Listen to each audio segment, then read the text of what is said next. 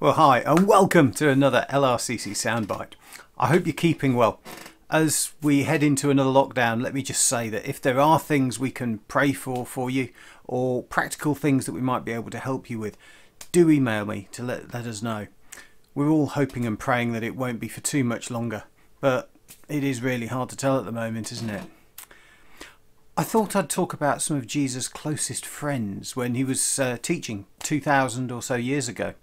One of them was a guy called Simon, but Jesus used to call him Peter. Peter is a Greek name that means rock. Way before Dwayne "The Rock" Johnson, that American wrestler, now film star, Jesus decided that there was something about Peter that was absolutely rock solid. Who was Peter? What did he do? Well, Peter was a fisherman. He had a brother called Andrew, who was also one of Jesus' closest friends. As we read the Bible, we find that Peter often spoke up, asked questions, thought about things, although sometimes he did speak before he'd really thought about what he was going to say. One particular time, partway through Jesus' time of walking and talking around the Galilee area, he asked his friends two questions. First, he asked them, "Who do the people say that I am?" From all his friends, they all started to answer about the things that they'd heard, the things that people had said. Some people think you're one of the prophets come back again, they said. Maybe John the Baptist, Elijah, Jeremiah, one of the other big names.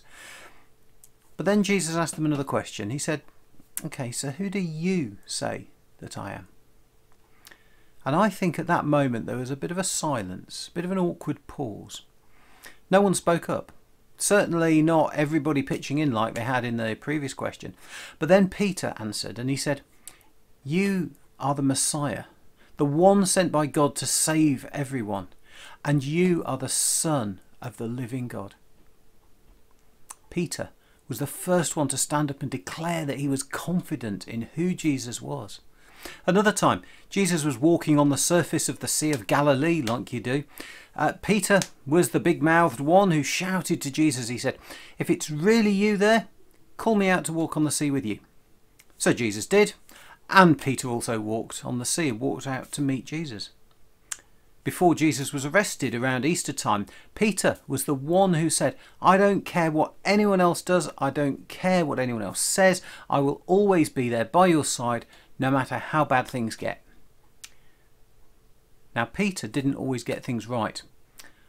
Almost immediately after Peter had said, "Jesus, you are the Son of God," Jesus had to tell him off because he didn't trust what Jesus was saying about what was going to have to happen. When he was walking on the sea, walking out to Jesus, he took his eyes away from Jesus for a moment. And he lost faith and he began to sink, and Jesus had to raise him up again. After Jesus was arrested, Peter denied ever having met him 3 times. Peter was a man who made bold statements, but he wasn't always strong enough to live up to them. And yet, still Jesus called him the Rock. Even when we fail, and even when we're not strong enough, Jesus sees through all of that and still calls us friends. Peter did amazing things.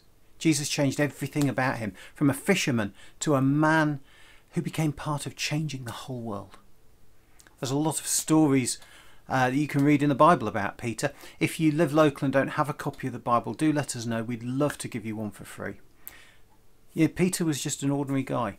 He met Jesus and found that his life was changed in ways he could never, ever have imagined.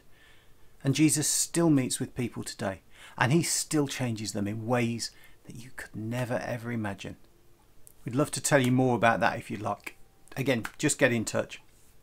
It doesn't matter who we are, whether we feel good enough or not. It's Jesus that says, "You are good enough." I hope you have a great week. See you next time. God bless you.